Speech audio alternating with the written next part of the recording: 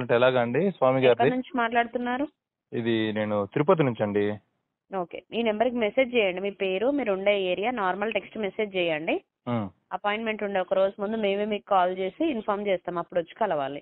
అవునా? ఎంత అండి వేణుస్వామి గారికి అపాయింట్మెంట్ కి? ఒకరికి 10,000 అండి. డేట్ ఆఫ్ బర్త్ టైం ఉండాలి. అవునా? 10,000 అండి? అవునండి. తగ్గించుకోరా అండి? తగ్గేదేమో. ఏం లేదండి. అవునా? ఓకే. ఏమండి? హలో హలో చెప్పండి. ఒకవేళ ఆయనకి మేము జాతకం చెప్పాలంటే మాకెంత ఇస్తాడు ఆయన? అట్లేం ఉండదండి.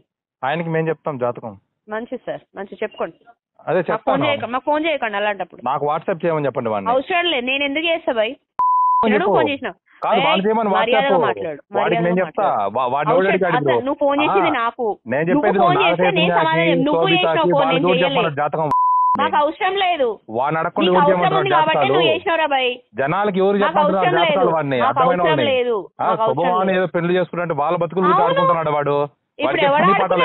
ఎవడాడుకున్నాడు? ఇప్పుడు నేను అడిగి ఏం వాస్తవము?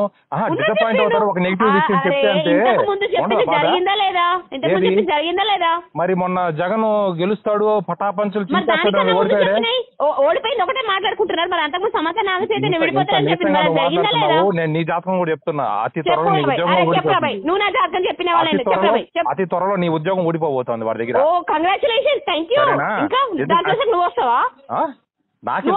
నేను జాతకం చెప్పేవాడిని. వాడు లాంటి వాళ్ళు చాలా మంది నేను చెప్పా జాతకం. అసలు జన్మలు